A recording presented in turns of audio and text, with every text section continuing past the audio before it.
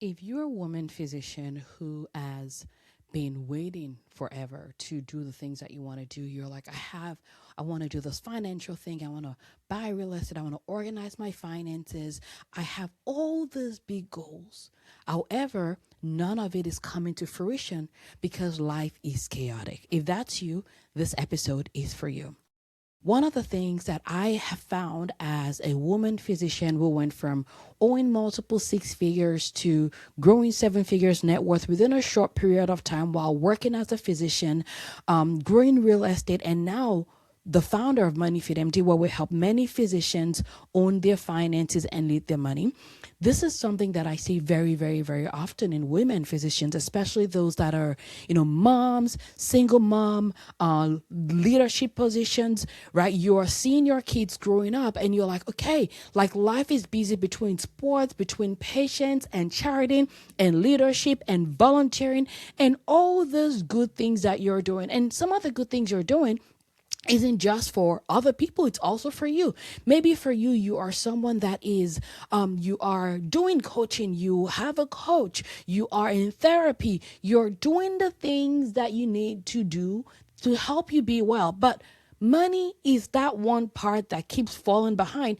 And for many of the physicians that are this way, your finances don't suck necessarily, but you just know that you're not growing wealth the way that you want to. You know that things are not growing. The net worth is not growing. You literally like, I don't have time, Latifat, to do my finances. This is what ends up coming. And for many of those physicians, there is a thought that I have found that seems to be the predominant, like the way of thinking, which is, I will do it when life calms down. I will do it when things are easier. I will do it when life is less chaotic.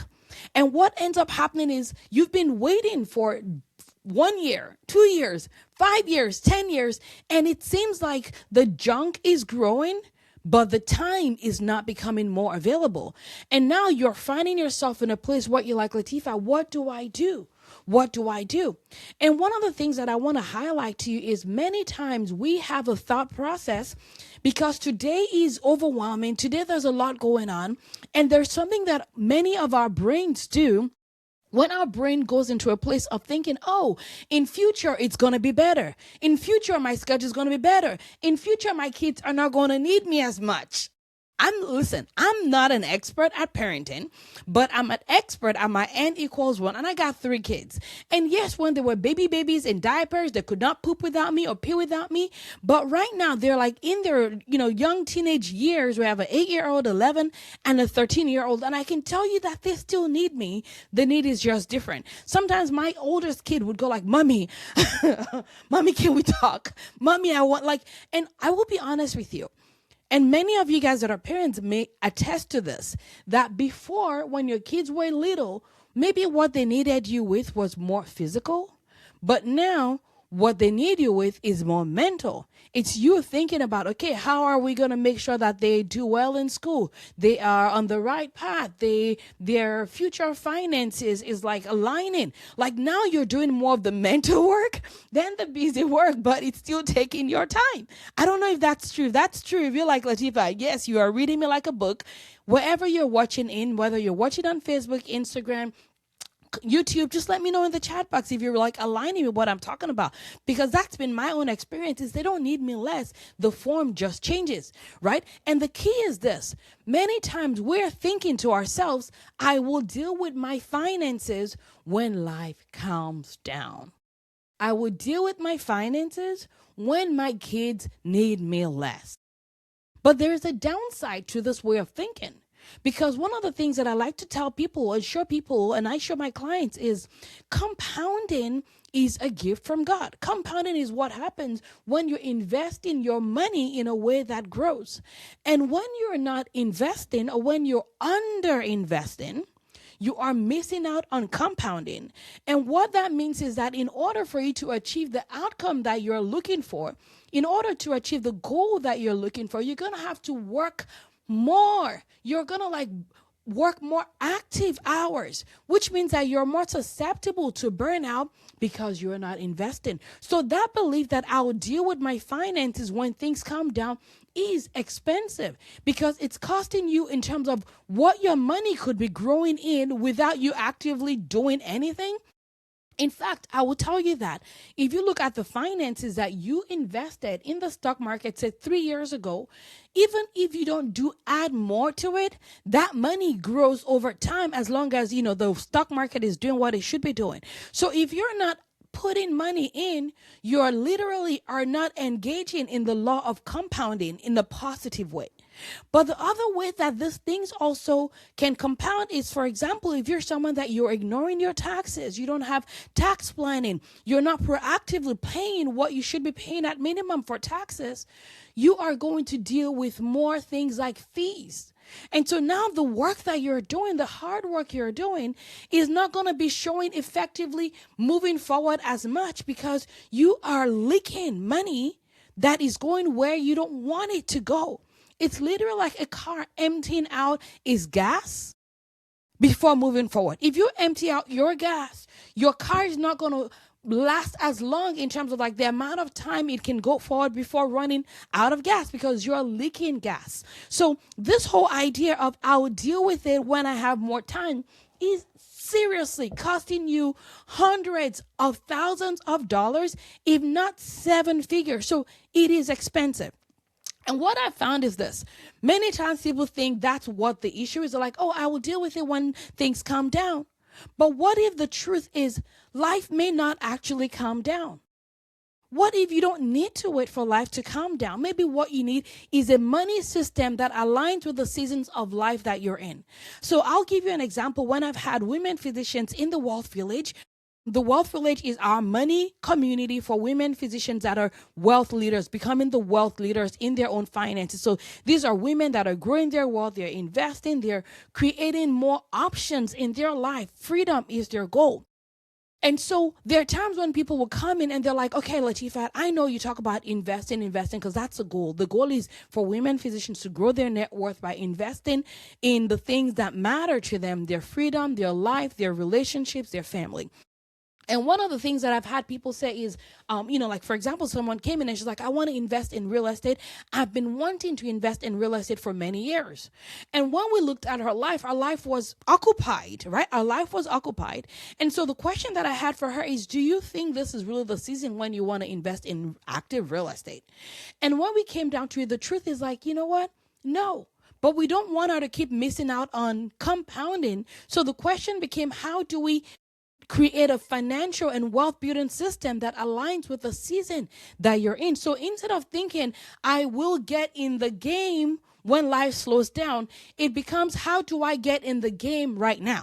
How do I create a financial system that makes sense based on where I am, based on the capacity that I am, the capacity that I have? And yes, there are systems that you can learn on how to be more, how to delegate better, how to say no to nonsense that you should not be doing, like volunteering for one more thing when you're like, you should not be volunteering. But we know that women are more likely to be volunteered for like free things, and men are more likely to be nominated for like paid things. So maybe the solution is not to wait for things to calm down.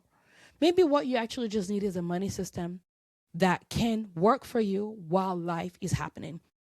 I remember a couple of years ago when my dad was sick in the hospital and we ended up losing him. Unfortunately, this was in the middle of the pandemic.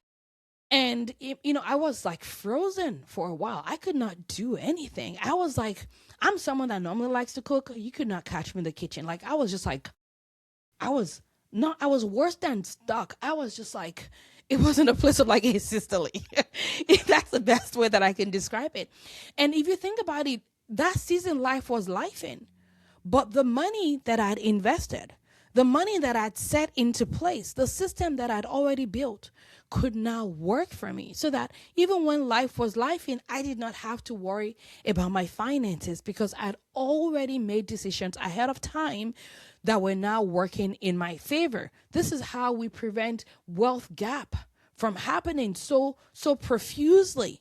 It's not by waiting for the storms to down, it's by creating a system before the calm comes. So what are some specific frameworks that I can leave you with that can be helpful for you. If you are this physician that's like, yes, Latifat, it's been 5 years, 10 years. I keep thinking, I keep snoozing, I keep hoping that, life will calm down, but it's not happening. So this may help you. The number one thing I want you to do is be honest with yourself. What is the real thing that you're avoiding here? Because sometimes it's not because life is just happening. It's because you're avoiding what feels like chaos that you're going to see. So it's okay to acknowledge that, maybe it's fear that I have. Maybe I'm actually avoiding. It's not that, I cannot find time to do this. It's because I'm afraid of what I'm going to see.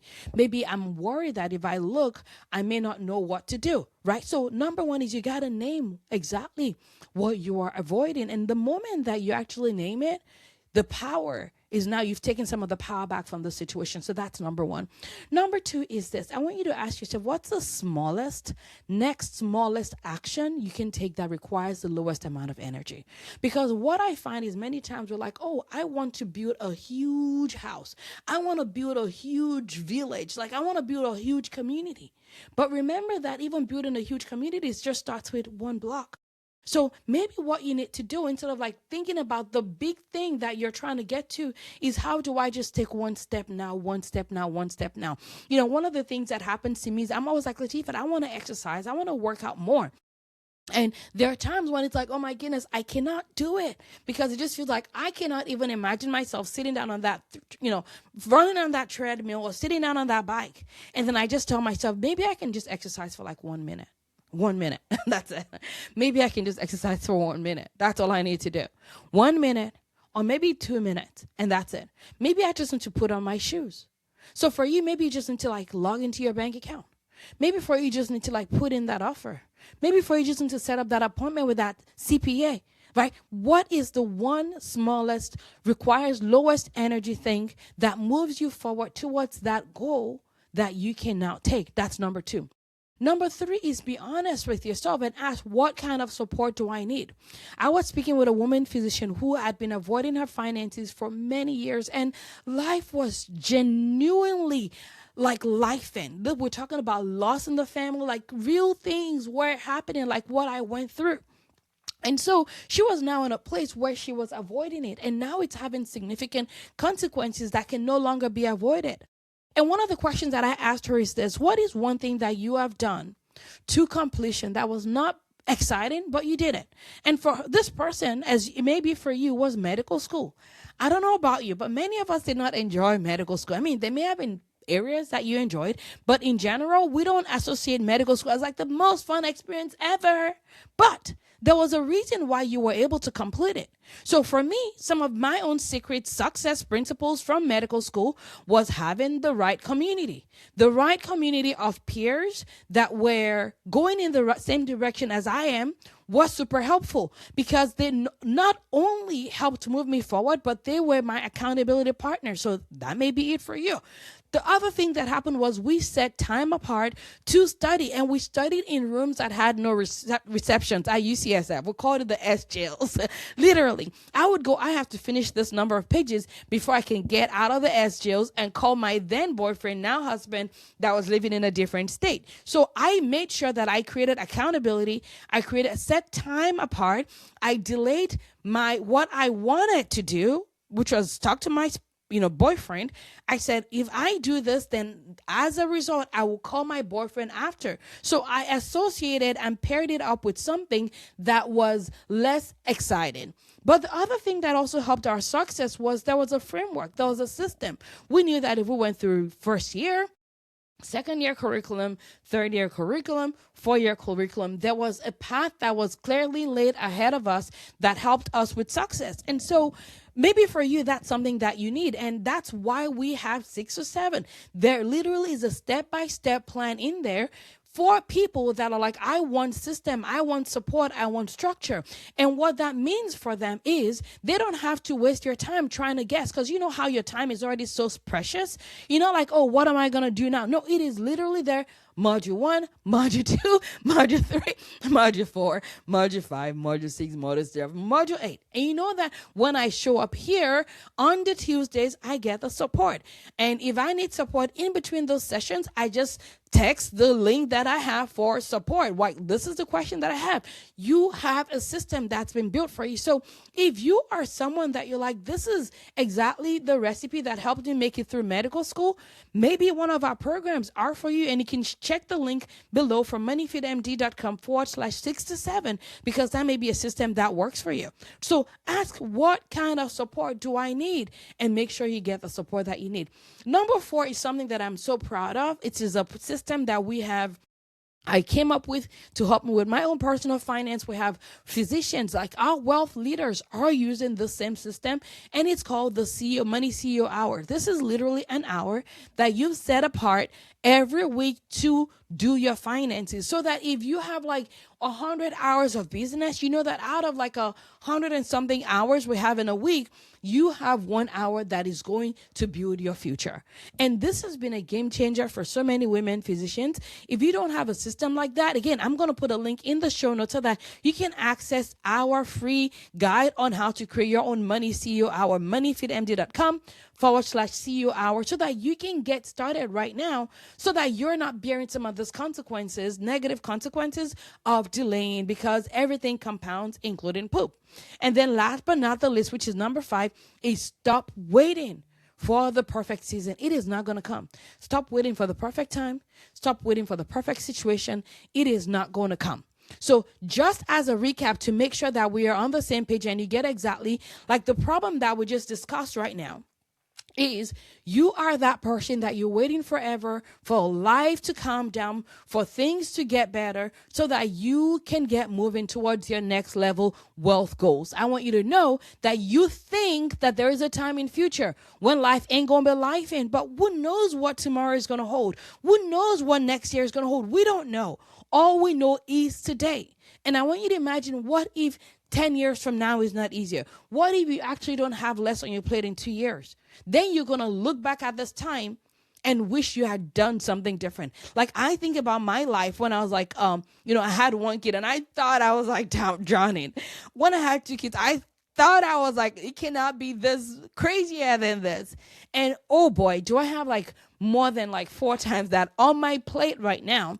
But I have become a person that does not wait for the future in order to take action, because I don't know what my future is going to hold, right? We've had stories of people that got sick in the future. If you're hoping the future is going to be lighter, what if it's more complex?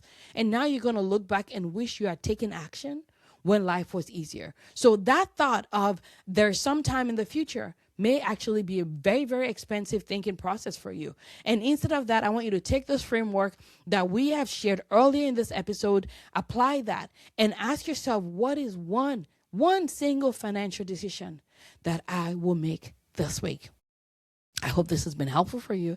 If you learned anything from this episode, take the link, share it with other physicians that may be waiting for the perfect time in future that may never come. Because the way to change our future is to change our present. Do something different today, because the life you're living is the result of the actions you took months ago, years ago. So if you want a different future, how about you do something different today? And what that may be is the one financial decision that you make, you apply. And what I want you to envision is this.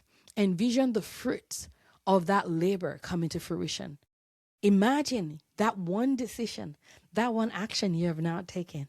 And I'm smiling here in case you're listening on the podcast and you can't see my face, because I'm envisioning you 3 months from now sending me a message, just like the doctor that said, Latifat, you and I talked for 10 minutes 2 years ago, and that one conversation saved me 6 figures in taxes.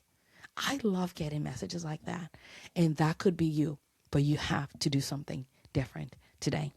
Thank you for listening. I hope this was helpful. I'll see you in the next episode.